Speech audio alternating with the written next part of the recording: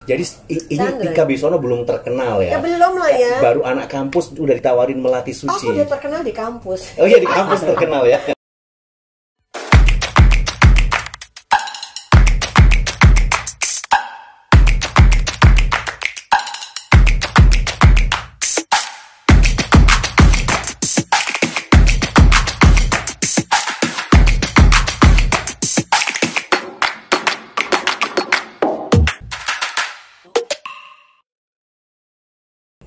Sahabat klasik, kita lanjutkan kembali kisah klasik dan saya Yudi Ismail masih bersama dengan Mbak Tika Bisono. Tadi udah cerita mulai dari kecil bikin grup, kemudian ke Houston, akhirnya terpengaruh country dan lain sebagainya. Betul. Kemudian pada akhirnya masuk ke industri musik di Indonesia. Awal mulanya seperti apa, Mbak Tika? Jadi waktu sampai di Jakarta, kita pindah akhirnya ke Jakarta kan, nggak di Sumatera lagi. Terus aku mulai kenalan dengan vokal group. Zaman 75-an itu lagi era vokal group di Indonesia, makanya kayak vokal group Suara Mardi kan munculnya juga tahun-tahun itu ya kan. VG gitu ya. VG itu. VG. Dan dulu TVRI isinya VG kan. Vokal group bahkan berkompetisi satu sama lain. Bahkan kita juga nyanyi di Balai Sidang, sekarang JCC. Itu juga kompetisi vokal group. Jadi aku ambil gitar ya taman di YMI itu cuman karena untuk vokal grup itu kan supaya jago gitar dan juga ngiringin diri sendiri sih sebenarnya. Nah SMP, SMA dan waktu SMA juga ikut akhirnya salah satu kegiatan majalah Gadis ketika itu. Putri Remaja Indonesia kan? Putri Remaja Indonesia ya. Ya ikutan dia cuman iseng sih maksudnya. Seorang yang biasa menunggang kuda di Houston ikutan lomba pemilihan. Karena ya kita kan nggak ada yang lain, jadi ya udah semua fokusnya ke majalah Gadis tuh ketika itu dan masuk final aku oh my god gitu. Gitu. Terus para kanita kan ketat ya, jadi Suster Emanuela waktu itu kita semifinalis 2, aku sama Nani tuh adik kelas. Itu dikeluarin gimana, karena kan konsekuensinya dikeluarin kok Tarki itu dulu ya. Tarki sekarang sih agak lencer sih. Nah tau Nani nggak masuk final, sampai finalis semifinalis saja aku yang masuk final ya. Waduh, itu ngadepin Suster Emma juga pertaruhan ya. Dasar memang diizinin Allah Subhanahu Wa Taala. Kok ya pas karantina itu pas libur semester. Pas persis tanggal 1 sampai tanggal 7 misalnya. Ya karantina tanggal 1 sampai tanggal 7. Emang udah rezeki anak soleh. Berarti waktu itu banyak menghiasi cover majalah dong. Setelahnya sudah menang ya. Nah, ketika Putri Remaja Indonesia tahun 78, Daud Yusuf melarang adanya jalan di catwalk. Nah, jadi wah kita dulu udah kok ketemu aturan yang aneh-aneh. Nah memang Putri Remaja kan dari tahun 75 itu selalu jalan di catwalk dari panggung ke tengah Balai Sidang, nanti balik lagi. Itu kalau nggak percaya diri kan ngejeblak itu. Dan aku berdoa, ya Allah jangan jalan catwalk. Kok ya pas toto dilarang, tapi acaranya nggak dilarang. Jadi kita vokal grupan lah di panggung. Aku sama Yanti yang main sambil nyanyi. Ini Yanti Nur? Oh bukan. Yanti finalis lah. Yang remaja. Yanti Nur kan udah tua. Ini kita yang remaja. Mbak Yanti Nur kan eranya Krisya kan di atasku, di atas tas toku lah. Kita remaja SMA ya. Yanti finalis ya dulu. Nah tersebutlah salah satu penonton itu James F. Sunda. Salah satu penonton Mas James F. Bang James F. Sunda. Ya, betul. Nah, waktu itu kan dia habis lilin kecil, LCL77 ya. Jadi ini lagi vibe-nya LCLR lagi kenceng, vokal grup lagi kenceng. Indonesia lagi dikerubuti dengan semua musikalitas yang ada tuh nongol semua. Dan aku waktu itu dikasih judul Joan Baez Indonesia juga ya. Joan Baez itu salah satu penyanyi ballad country di Amerika Serikat.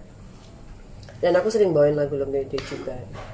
Nah, tiba-tiba dia datang ke rumah ke Pondok Labu, Malulu waktu itu ya acaranya.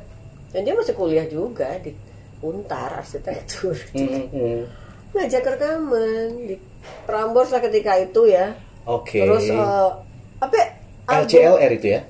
Enggak, itu di luar. Jadi namanya album Satu Hari. Album Satu Hari. Jadi itu ada Carrie Putirai, ada Tara, Jayus, Chris Manu sama Jayus ini Jayusman yang nyanyi Hai Pemuda. Oke. Pokoknya geng akustik ketika. Jadi tuh album jadi. Habis itu baru aku masuk LCLR jadi penyanyi LCLR yang dari tahun ke tahun aku pasti dapat jatah kali. Oke, dari tahun 80 Dasa Teman Tercantik udah ikutan ya? Udah. Waktu itu masih ingat gak lagunya yang dibawain judulnya adalah Wawasan Nusantara. Kenapa? Unik sih judulnya. Kalau buat anak-anak sekarang Agra Gotama tuh. Wawasan Nusantara. Ini apakah memang isinya tentang wawasan Nusantara yang pernah kita pelajari? Tapi lagunya itu country banget gitu ya. Jadi main di gitar itu lari itu. Aku sendiri ambil petikannya. Nah, yang bagian lari-larinya tuh Reddy Nur waktu itu. Oke. Jadi Reddy kan elektrik. Pas di panggung aku akustiknya. Jadi barengan kita di Balai Sidang. Berarti kan itu tahun 80 ya, Mbak? Yes. Terus lebih dulu itu apa lebih dulu ikut Suara Mahardika sama-sama tahun 80-nya? Oh, ini dulu. LCLR dulu ya. Baru karena memang udah masuk di LCLR, maka nama seorang Tika Bisono diperhitungkan. Enggak. Anak baru kok itu belum lah. Tapi di UI kan kita ada gerombolan musik. Ya, era itu tuh ya Ikang, Christine, Casero, The Crabs, Tika Bisono, terus bahkan Neno Warisman waktu itu ya. Neno tuh juga waktu itu baru belum 79 80 Neno belum masuk. Neno 82 nggak salah masuk. Sopo Louis Hutaruru, Louis, PSP, banyak waktu itu zaman itu. Jadi kita gerudukan ke UGM, gerudukan ke Unpad. Seru banget berarti ya di era itu ya. Era itu. Jadi teman-teman musisi kampus ini juga teman-teman musisi rekaman yang juga punya album gitu. Nah, jadi waktu Chandra garap Untuk Indonesiaku itu kan Chandra untuk arrange lagu Melati Suci itu dia inget aku, Mas Guru, aku punya temen di kampus kayaknya pas banget nih buat ini. Jadi ini Tika Bisono belum terkenal ya? Ya belum lah ya. Baru anak kampus udah ditawarin Melati Suci. Aku udah terkenal di kampus. Oh iya, di kampus terkenal ya. Kalau aku punya duet lagi di kampus. Sama? Sita Kayam, anaknya Umar Kayam. Ya, Sita seangkatanku. Doyannya ini Sita dari anak 4 juga. Tapi bukan anak 4 yang Suara Mahardika, bukan. Jadi dan suaranya juga floating modern ya, pas sama aku.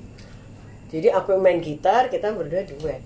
Tapi lagu Melati Suci ini unik banget ya, Mbak ya?